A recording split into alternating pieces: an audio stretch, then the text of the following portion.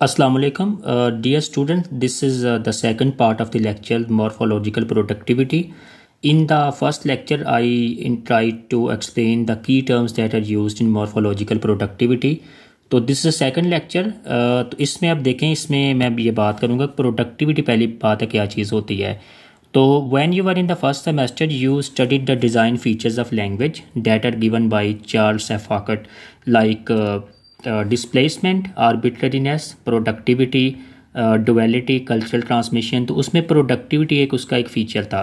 अब प्रोडक्टिविटी का मतलब होता है language is productive, language is not static, it keeps on changing, it keeps on moving. ठीक है, अब ये प्रोडक्टिविटी उसकी एक मिसाल थी। अब मॉर्फोलॉजिकल प्रोडक्टिविटी जो चीज़ होती है वो ये होती है कि हम जो होता है ना मॉर्फोलॉजी के जो अफिक्सेस होते हैं, अफिक्सेस वगैरह जो होते हैं, ठीक है, फिक्स आपने पढ़े हुए हैं ना कि प्री फिक्स और सुफिक्स, वो किस तरीके के साथ यानी नए लफ्ज़ बनाने में इस्तेमाल होते हैं। उसकी जब मेजरमेंट हम करते हैं तो उसकी मेजरमेंट को हम मॉर्फोलॉजिकल प्रोडक्टिविटी हम कहते हैं। तो पिछले लेक्चर में मैंने इन टर्मिनोलॉजी को एक्सप्लेन किया, आज के लेक्चर में मैं ये बात करूँगा। जैसे इसमें कुछ टर्मिनोलॉजी आती हैं, ये होता है factors contributing to morphological productivity, यानी फैक्टर्स कौन से होते हैं जो कि मॉर्फोलॉजिकल प्रोडक्टिविटी को कंट्रीब्यूट करते हैं। उसमें देखें एक ट्रांसपेरेंसी है, एक यूज़फुलनेस है और फ्रीक्वेंसी ऑफ द बेस है।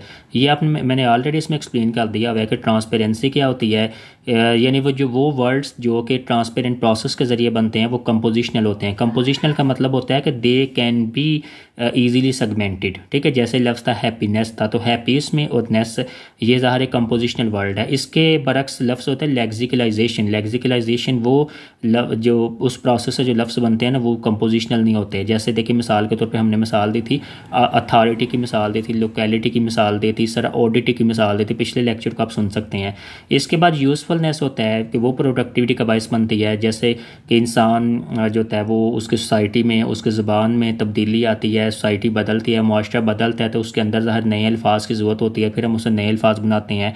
ये use frequency of the base का मतलब क्या होता है कि यानी कुछ जो फिक्सेस होते हैं ना इंग्लिश में, जो प्रीफिक्सेस या फिक्सेस होते हैं, ठीक है, उनके लिए बेसिस पहले रेडी होती हैं। ठीक है, तो जैसे मिसाल के तौर पे अब नेस्ट है, नेस्ट एक आपने देखा फिक्स है, इसको हम मुख्तलिफ किस्म की जो बेसिस होती हैं उसके साथ हम लगा, जैसे हैप्पीनेस है, क्रूकिडनेस है, कॉमननेस है, ये हम लगा। पिछले लेक्चर में मैंने ये बात बयान की थी।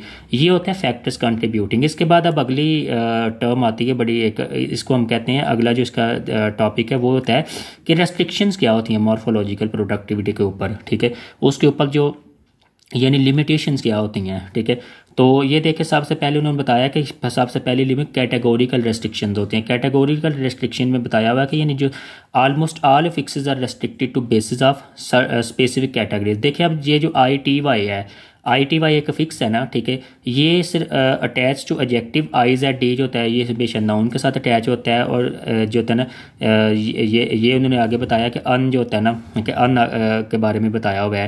तो ये कैटेगोरिकल रेस्ट्रिक्शन होती हैं, यानी IT हम जो होता है ना हमेशा किसके साथ अटैच करते हैं, एडजेक्टिव के साथ हम कर सकते हैं। हम अब नाउन के साथ ITY करेंगे तो प्रॉब्लम बनेगा। ठीक है, सिर्फ IZE क्या होता है, वो नाउन के साथ जो होता है वो अटैच होता है। ठीक है ना, उसको वर्ब वगैरह बनाने के लिए। ठीक है, इसके बाद देखिए फोनोलॉजिकल रेस्ट्रिक्शंस भी होती हैं। फोनोलॉजिकल ये होता है बाज़ का जो होता है, बाज़ का तो ये देखें IZE जो होता है। अब IZE क्या होगा, ये उन लफ्ज़ों के बाद लगेगा कि जो जिनके ऊपर जो है ना जो फाइनल सिलेबल होता है, ठीक है, जिसके ऊपर प्राइमरी स्ट्रेस हम नहीं देते, तो उसको हम IZE वहाँ हम लगाएंगे। जैसे देखें अब ये जो सुफिक्स NEN है, ठीक है, N हम जो होता है ना कि लिखा हुआ है उन्होंने कि this suffix N which forms verbs from adjectives attached only to the base and end in the obstudents। obstudent होता है ये जो स्टॉप, फ्रिकेटिव और एफ्रिकेट हमने पढ़े थे ना ऑलरेडी, आपको मैंने बताए थे पहले सेमेस्टर के अंदर। ठीक है, ये जो मैनर ऑफ आर्टिकुलेशन होता थी उस हवाले से। इसके बाद देखें कि the meaning of the base है। ठीक है,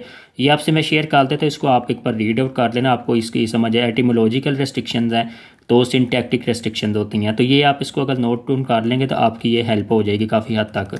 थैंक यू सो मच।